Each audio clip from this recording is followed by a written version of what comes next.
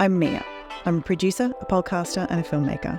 I've struggled with chronic pain for the majority of my life, leading to major surgery at 22 and years of struggling to identify the continuing pain. My own journey has shown me chronic conditions aren't just physical, they're also mental. Eating disorders, anxiety and grief, all being part of it. I want to help people tell their stories of their conditions and the effect they have on their lives, giving voice to what's largely been a silent endemic. Multiple sclerosis, or MS, which means many scars, is an incurable neurological condition. It is characterised by an abnormal immune response that targets myelin, a fatty material responsible for insulating the nerve fibres in the central nervous system.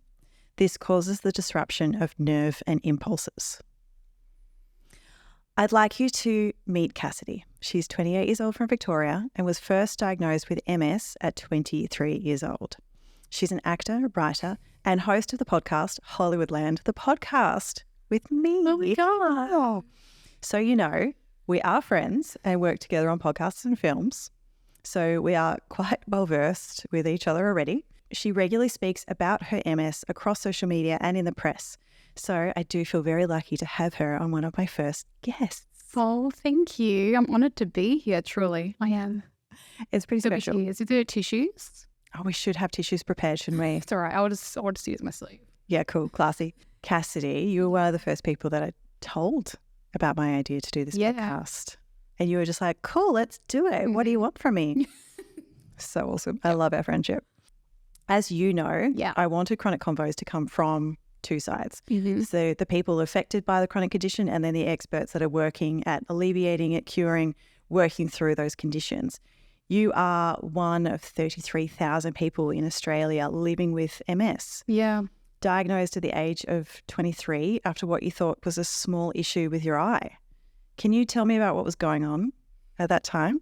I remember it so clearly, and people that know me know this story so well. It was Grand Final Day 2018, AFL Grand Final Day, which is the holiest day in the year for me. I love Grand Final Day.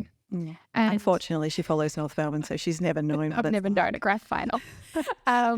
So I remember so clearly we make sausage rolls on Grand Final Day, and I was at the fridge, and I looked up. I had my eyes looked up, and I looked across the TV, and I felt my left eye just twinge, like it was such an intense ache. And I was like, what is this? And I remember looking across at Scott Pendlebury on the TV. He's just so part of my story now, my narrative, because it was just crazy, and I ignored it for a couple of days, but it wasn't going away. It was progressively getting worse, and my eyesight was beginning to go. And my mum was like, you have to go to the doctor. I'm like, oh, okay. I used to hate going to the doctors. I was like, I'm not going. But I went thinking he'd laugh at me and send me home.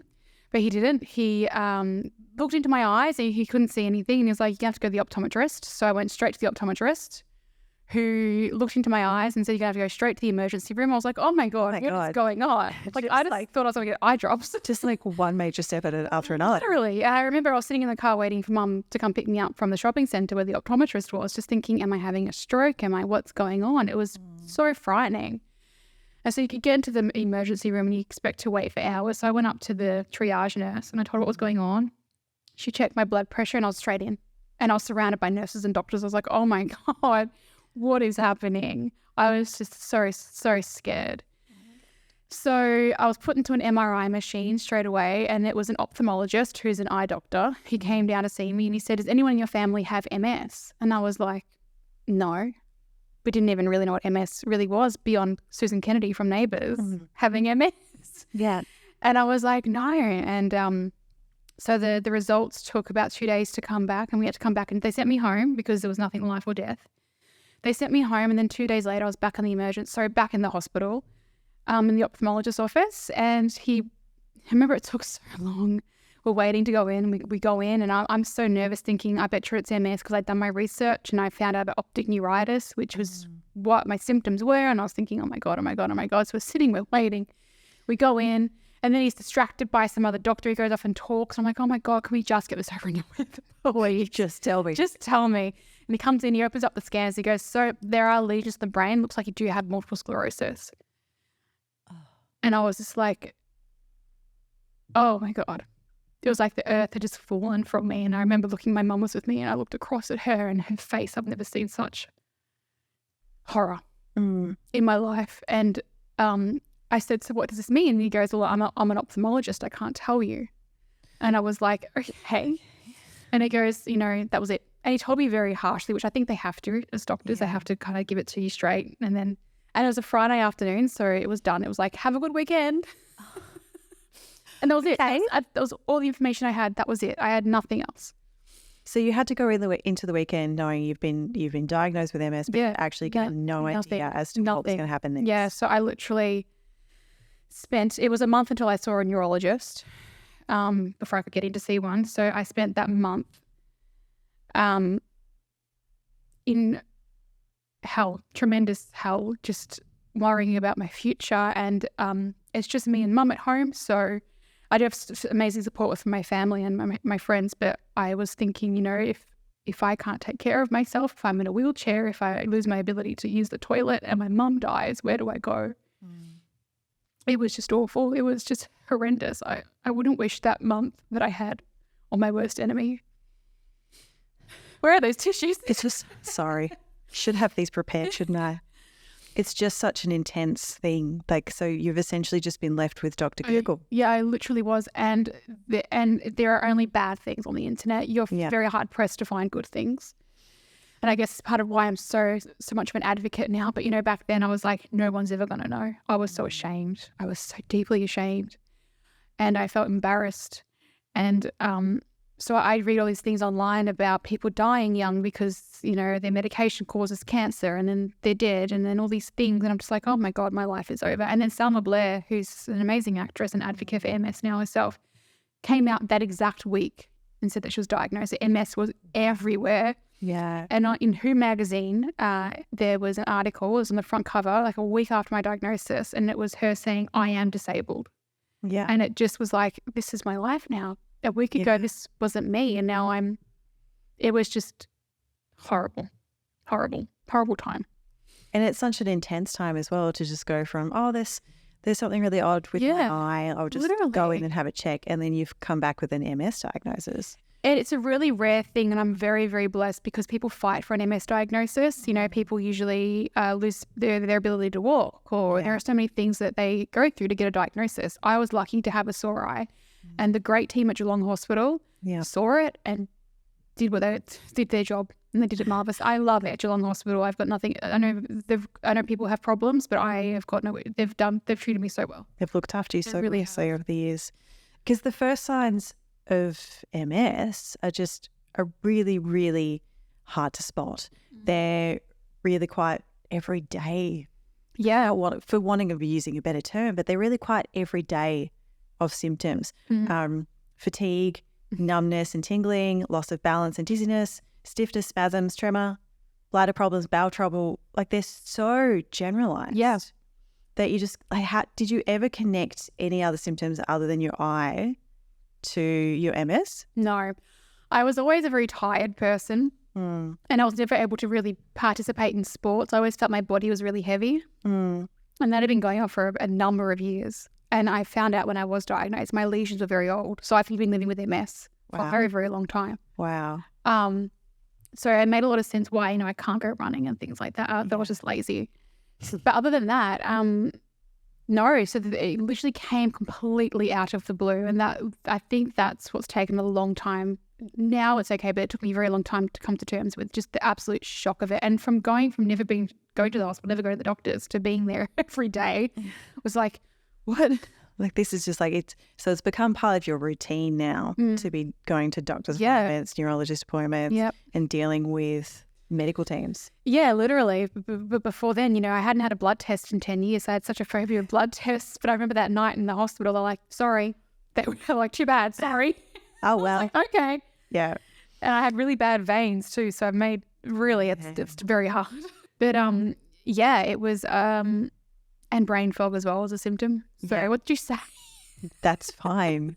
We're here to just hang and talk about this stuff. So what are some of the consistent issues that you have? So, you've just said it as well, like sometimes there's a lot of brain fog, fatigue. Yeah. What other sort of symptoms do you regularly have? So for me, fatigue is the worst symptom. It's debilitating. Yeah. And some days I can't get out of bed. Well, there has been times when you've called me and gone, oh my God, I just slept for 30 hours. And they'd be, and I just kind of like, okay, I haven't heard from Cassidy in a while. And we've gone along in our friendship enough for me to go, okay, I think she might be sleeping. Yes. Usually, yes, I am. So the chronic fatigue, and I can't even explain it. The only way I can explain it is the worst jet lag. You know, when you get to a new destination, you know, and you're so tired, you're just sitting there like, I can't keep my eyes open any longer. That's what it feels like. It's just so debilitating. Body aches. I'm sitting in a lot of pain right now. My back is aching. Everything's aching. Could be because I'm getting older too. That could be a thing. You're 28 years old. Let's not talk. I remember I see a naturopath and she said to me, don't think everything's MS. Sometimes your body is just aching. I'm like, yeah, you know what? You're right. Yeah. So fatigue, I have a lot of problems with my legs, especially when I'm tired or if it's the time of my period. I struggle to walk far. You've seen it. Yeah. And my immune system's quite shot. So when I get sick, and it takes me out. I usually end up in hospital. As you've seen recently, I had pneumonia about 2 months ago, and it's really, I'm still recovering. Yeah. So. And that's left you with scars on your lungs. Yes, it has. And it's froze here and then. Yeah. So it's sort of, you know, everything affects you more than it would. Yeah, absolutely. And that doesn't have. Yes, absolutely. And if I can swear, it's shit. I'm okay with you swearing. It's shit. And within that 5 years, we've had 2 years of COVID. Yeah. How did that work for you in terms of your mental health? You're only just sort of understanding your MS. You're just sort of accepting it. And we will go back to this. Yeah. You've gone from sort of being embarrassed by it to now, you know, to talking about it. How were those 2 years for you? Interesting question. I'm kind of grateful in a way because COVID was a time where everything was shut down, so I could sit at home and come to terms with things. Yeah. So it was a time of immense healing for me because it was literally, I was diagnosed pretty much in 2019 that everything really kicked off. So then 2020 was COVID. So 2019 was a really hard year of just, I didn't even know. But then 2020 came along and I was kind of forced to sit home and shelter away from the world and be with my mum and my auntie and come to terms with what had happened to us. So it was frightening at the start because of my low immune system.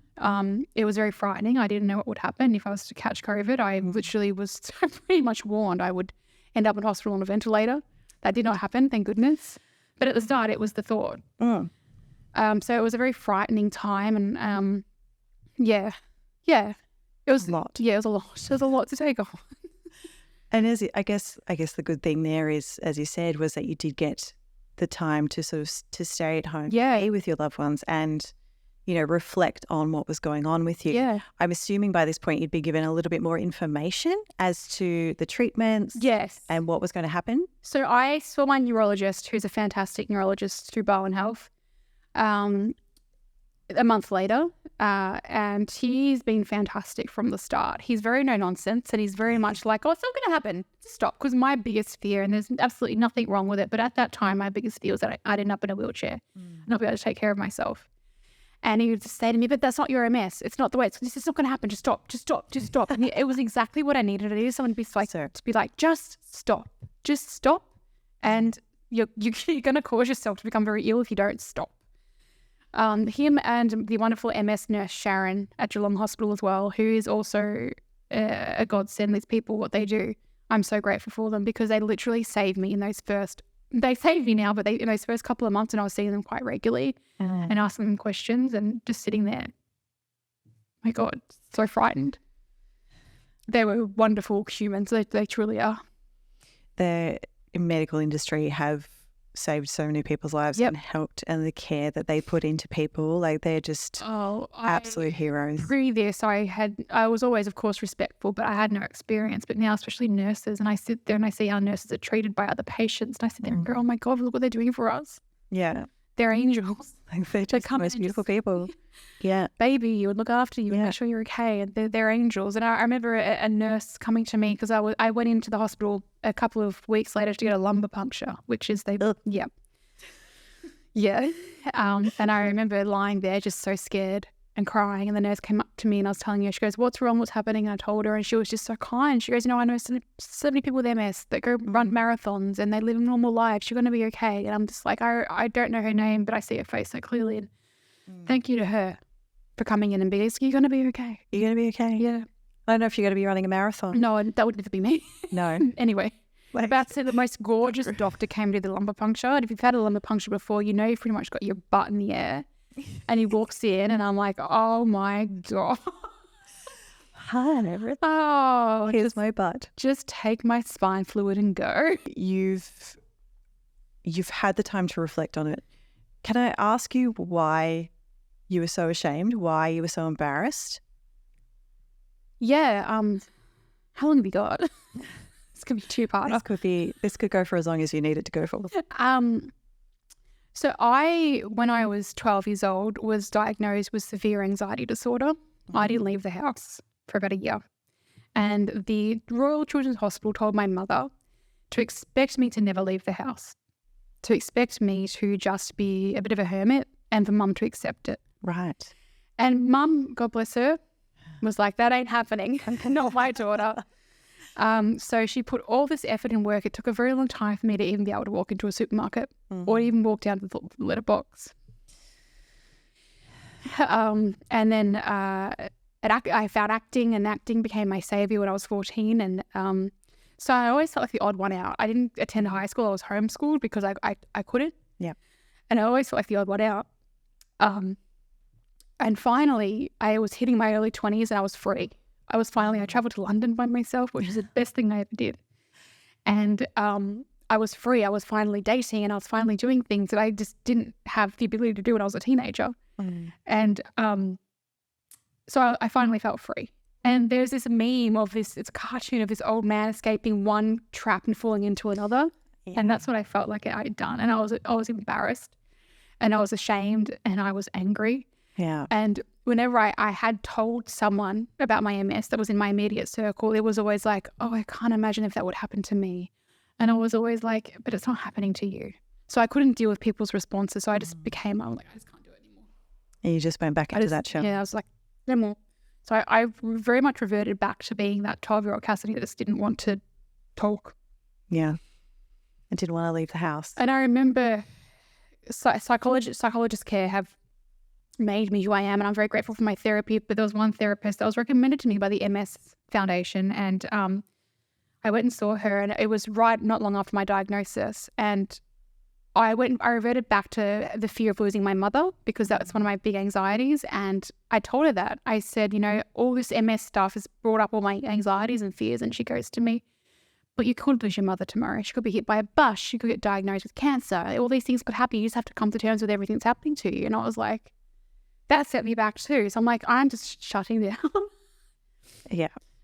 But I guess it was something that, as a psychologist, she kind of had to do because it was sort of a practical sort of Yeah, but I think you need to be careful because that literally, it set me in a spiral. Wow. You have to be careful with what you say to people, especially when they're spiraling anyway. Especially when they were already pre-spiraling. They've just fallen from out of one trap and into another one. Yeah. And you've got to figure out how to live full on. So tell me about the day very, very recently that you hit your 5-year milestone.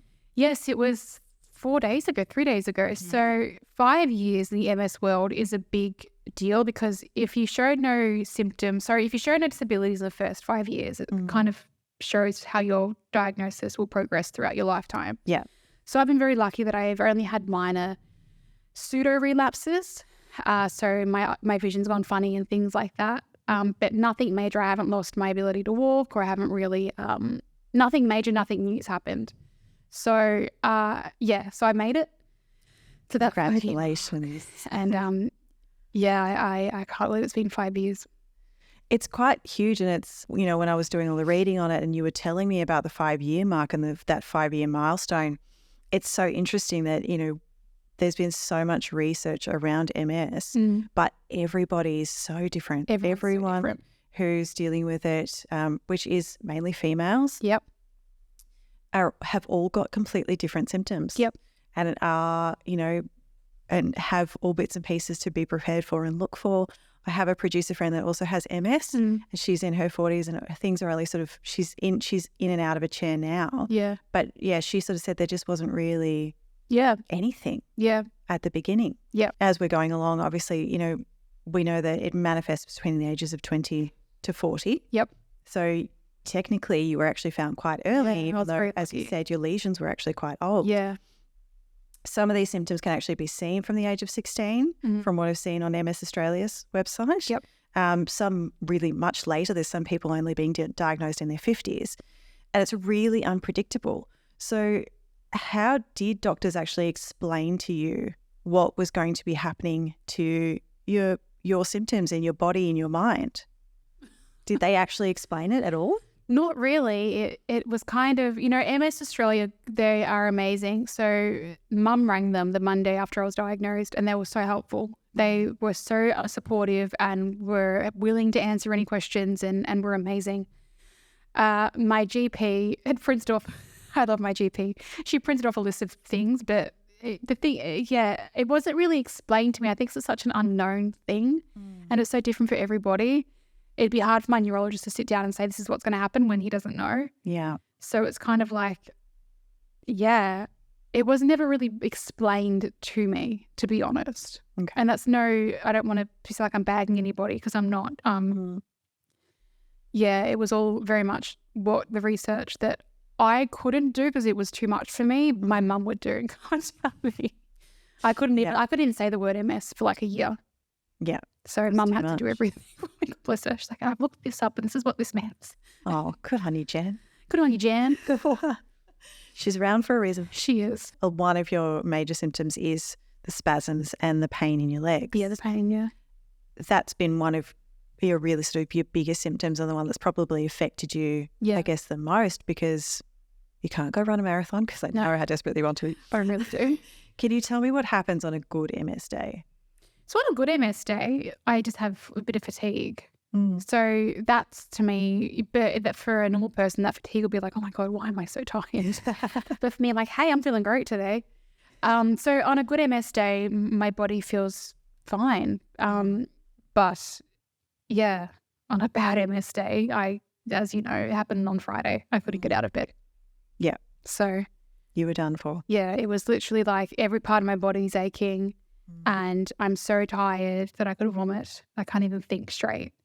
So I just need to rest. You can't even concentrate. You can't even watch TV. I'm just so tired. I'm just lie there and look at the ceiling like, oh my God, I just want this to pass. And it is one of those frustrating things when things are, you know, if there are sort of lesions on the brain and brain injuries, you're not allowed to use your brain. Okay, so that means no TV. That means no radio, that means no reading, it's literally lying down, doing nothing. Meditating. Yeah, which is, you know, a very good thing to do for an MS person, to do meditation, to practice meditation. Do you still have that frustration though of going, this was supposed to be such a busy day for me. Yep. I'm failing at everything? Yep. Yeah, I had a big cry about it over the whole weekend. How do you get past that though of going, I'm a really ambitious person, but I need to look after myself as well. I don't think I'm doing it right at the moment, so I don't know how I'm doing it. I think I need to get better at it because I'm very, very hard on myself. And I tend to forget that I do live with a really crappy chronic disease. So if I can't do things, I beat myself up. But I forget that if anyone else is living with MS, I'd be like, take the day. Yeah. Have your symptoms been getting worse? I don't think they've been getting worse. I think because of my other health battles like my pneumonia and things like that, I think that has exacerbated symptoms like my fatigue and all that. But I don't think things are getting worse. But I think other things have made me unwell, so it's played into it. Okay. Yeah. Yeah. The whole, effect on your autoimmune system has made things a bit of a struggle. Yeah. There's an economic toll as well when it comes to chronic conditions like MS. And it is, widely talked about. How has it affected you financially in terms of what you are able to do? Yeah. You don't have a full-time job? And is that because of the MS? Yeah, definitely. So I did have a casual job working at a bakery that I've had to stop because I just physically cannot do it anymore, that physical work. And if I have a social media marketing business, I work from home, but, a lot of the times I have to cancel a client because I'm just too fatigued. So, yeah, there's a lot of, I definitely am missing out on, I don't know. It's hard. Yeah. As we've talked about, there are 33,000 people living with MS in Australia. Yeah. There's 2.8 million worldwide. It is not a small problem. No. It is quite a big problem. It's a condition that, like, I do know that it gets quite a bit of media attention, as you said, so Selma Blair. Yep. But it's still, I think, got a long way to go in terms of its recognition. It does. In terms of finding those cures. Do you think the public knows enough about MS? Do you want to see more information out there?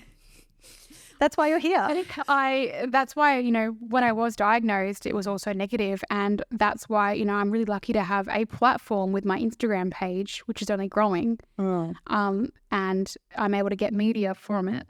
So that's why I'm like, great, I'm going to put out the positives of my life. But also not only that, but what it's like to live with, because I was talking to you about this before, I've lost so many friends this year because they just don't understand that I can't go out every weekend. And if I can't drive to Melbourne, it's not a diss on them. It's because I literally can't get out of bed. Yeah. And they just don't get it and they don't understand. And it's horrifically hard. So there's so much of it that I want there to be more known about. Not only is it really hard to live with and what it's like to live with, but at the same time, it's not the end of the world. It's okay. And if you're diagnosed with this, it's going to be okay. It really is. We're really lucky. We live in a really lucky country for medical reasons.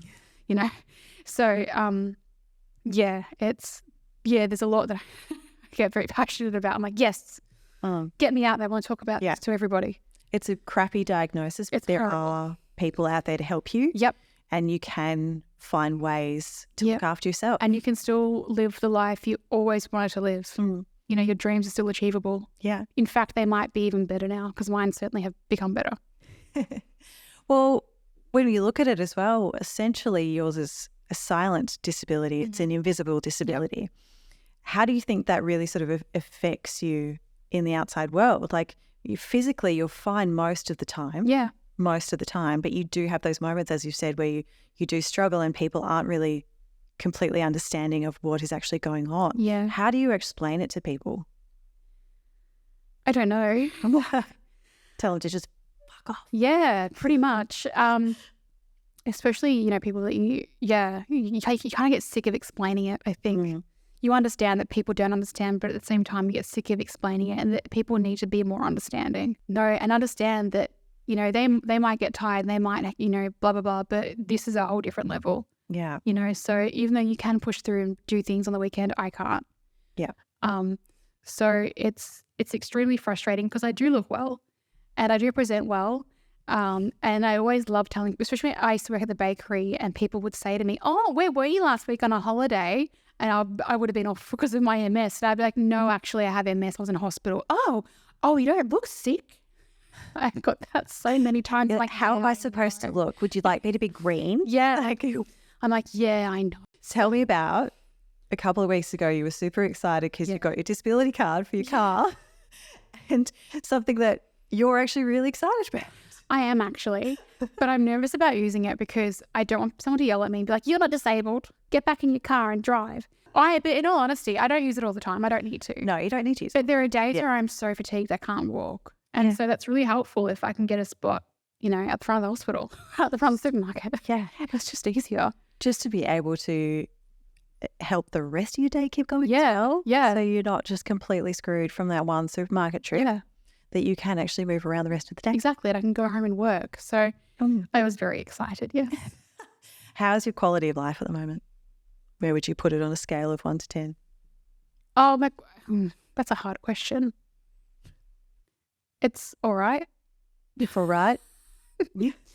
I'm really blessed. My quality of life, besides living with MS and the fatigue, my life is, I'm blessed. 10 out of 10. Beautiful. Yeah. I love it. Yeah. How, you've spoken about your mum a lot and everything that she's done for you and looked after you. How is she been affected by your MS? Cry. It's really impacted her. She had a business when I was diagnosed, which she's had to shut down. She's become my carer, and I see the massive toll it's taken on her.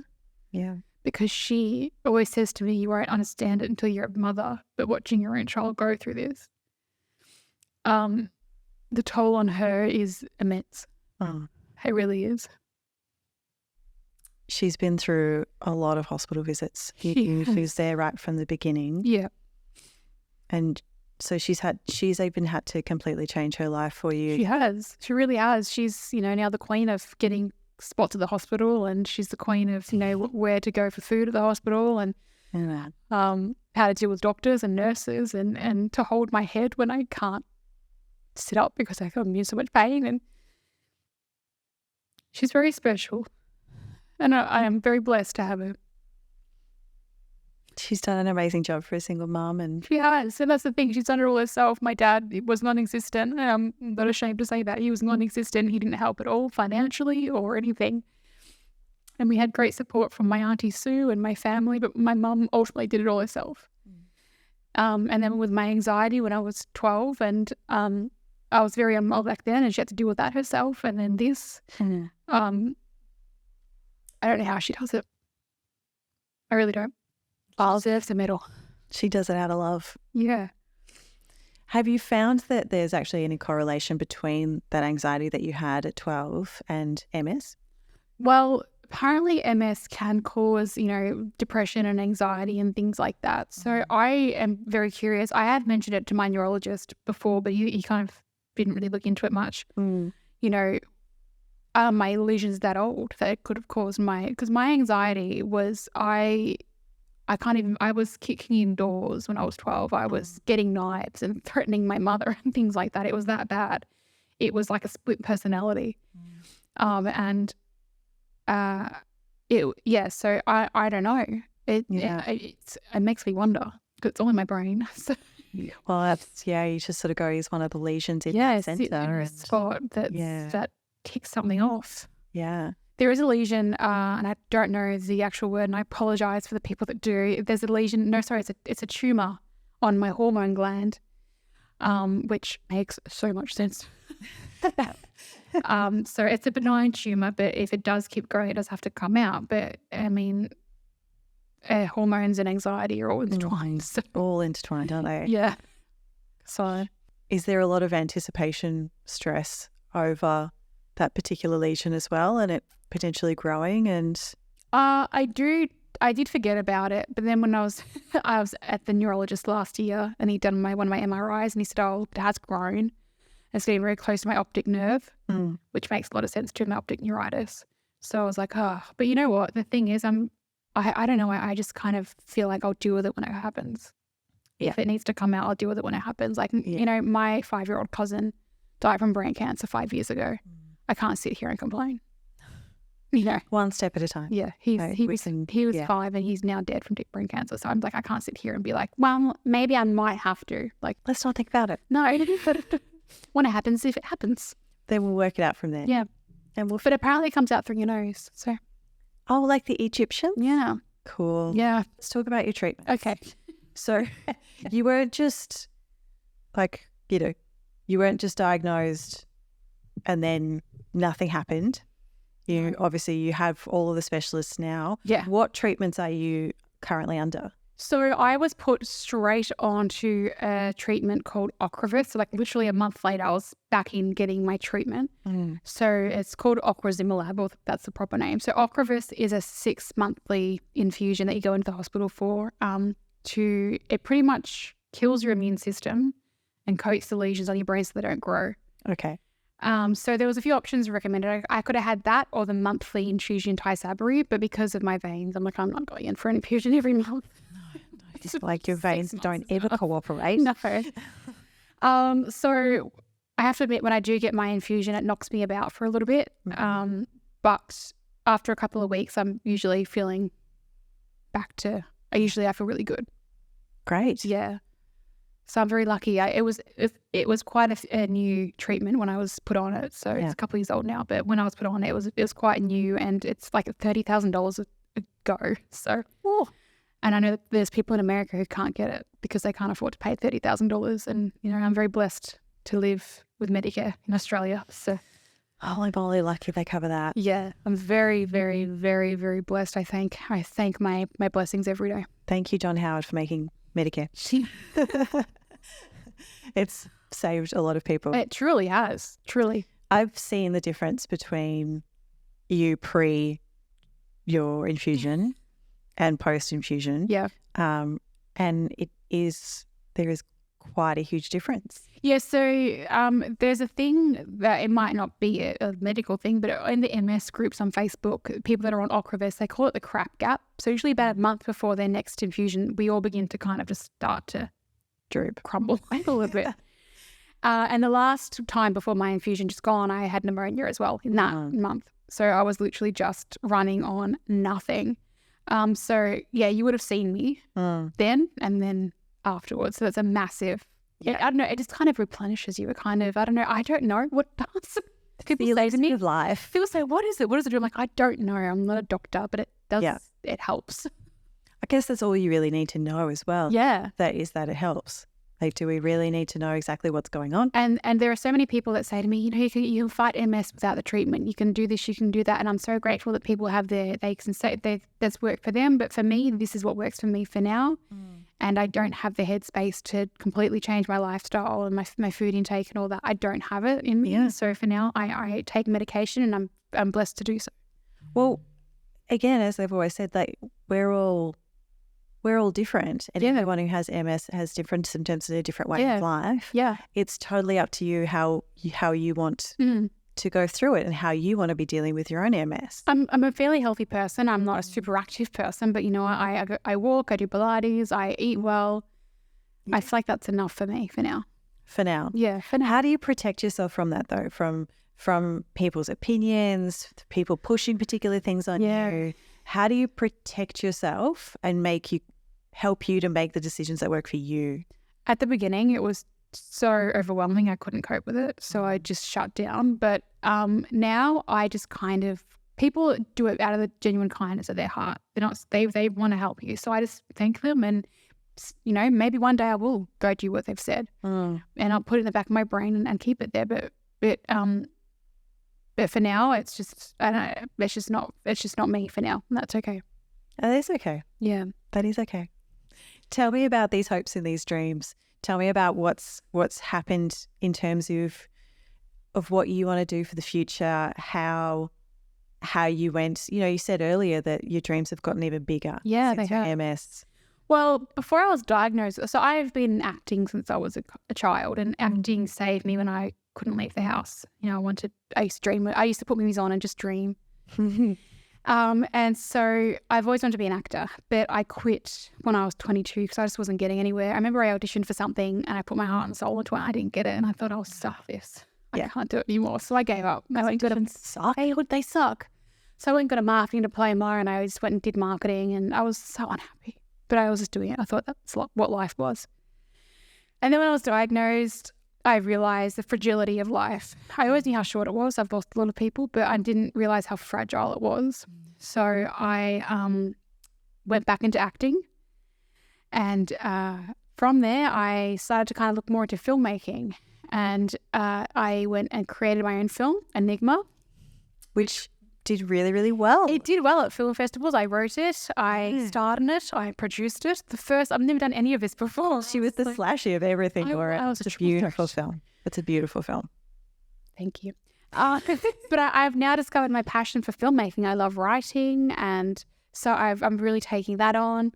My Instagram account, Hollywoodland Photos, has just exploded. It gets bigger and bigger every day. So now we're doing a podcast together for it. Yes. The film that we're making together next month, Daisy, which is about my great-grandmother. That's all these things that I know that if I wasn't diagnosed, I wouldn't be doing, because I would still be stuck living the life I thought I should live. Working full-time, probably deeply unhappy and just not being myself. I was conforming. I really was. So MS gave me that freedom to be, no, I've got to be myself. Because there's no other way to be. I think you end up actually just getting worse. Yeah. Being in a sad spot and going to the same place that you just don't want to be in every day. It does make you worse. It makes you... Yeah, and I've had a full-time job before MS, and it wasn't for me. So wasn't for me. No. But so it's given me that license to take life on and enjoy it, because we don't know what's around the corner, good or bad. I've lost friends young. My uncle died in a car accident when he was young. Now I know that we can just it can be over in an instant, but at the same time, good things can happen in an instant too. So yeah, you just got to take life on and enjoy every moment. And no matter what, no matter how bad a day is, try and find some speck of joy, something small to be grateful for. And if it's just that you're still breathing at the end of the day, that's the thing to be grateful for, then so be it. Do you think you find having something like MS, and as you were saying before, there's a lot of people that don't really understand, it sort of has helped you to be better aware of having the right people around you at a younger age than most people would normally figure out? Sure. I was just thinking about this before. I definitely cull people. If you don't, if we don't gel anymore, if you're not good for me, if you're toxic, you're gone. Because I'm not well enough to cope with it. No, you don't have the social battery for that. No, I literally don't. So, you're either on my level and you understand where I'm at, or you just have to go. Yeah. And it's just, I guess, the way it is, the way we should all be. If you're not good for me, go away. And I can attest to the fact that, like, you're not even doing that in a bad way. Like, you hate making people feel like that. You hate, hurting people's feelings. Absolutely. But you also have to take care of yourself. Yeah. And you need to understand what you need as a person. Yeah. What would you say to someone else who is overwhelmed, absolutely freaked out by this fresh diagnosis that's, come out of nowhere for most people? I've been asked this before.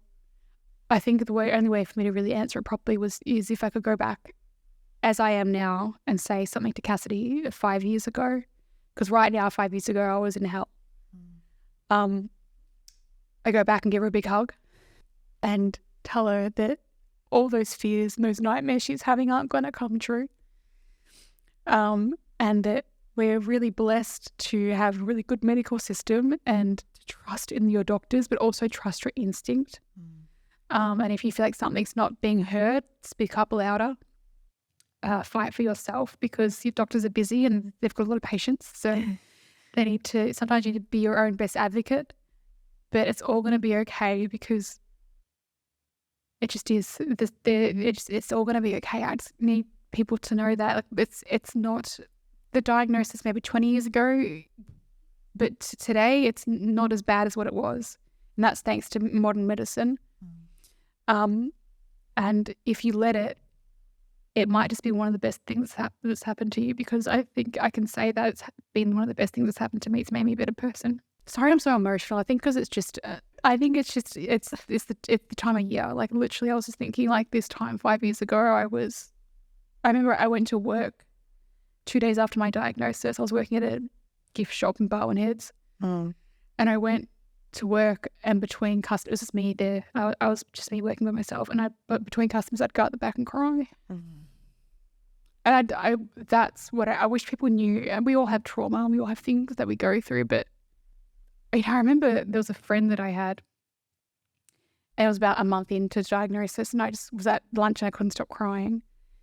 And I said to her, I can't imagine, beyond the death of my mother and my auntie, I can't imagine anything worse than this. This is hell. I'm in hell. She goes, worse things will happen to you, Cassidy.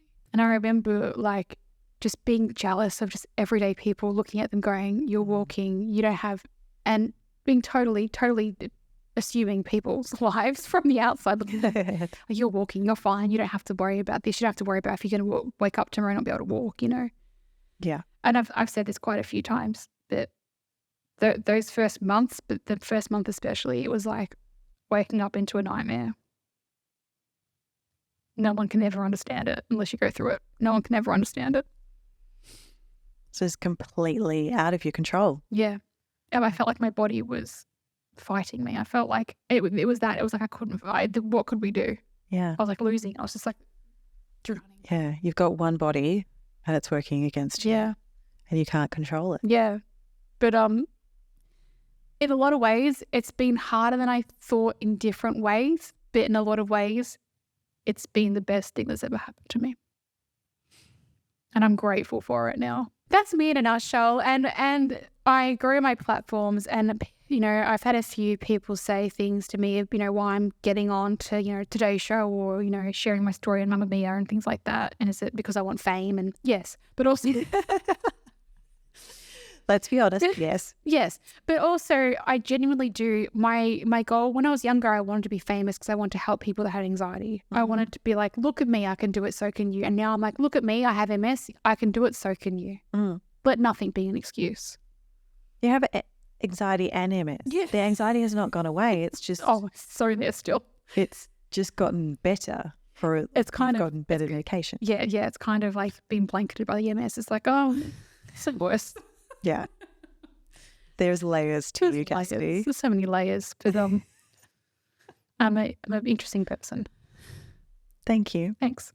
Thank you for coming and sharing your honestly, story. I love that you're doing this. And I'm not just saying this because you're one of my dear friends and I love you to bits. But people need to be more aware of these topics. You know, chronic illness is a thing that so many of my friends live with. You know, there's endo, which I know a lot about endo because I do work for an endo foundation, and so many things that people live with that are invisible. Yeah. And I think if there's a greater understanding, maybe it would be a kinder place. But yeah.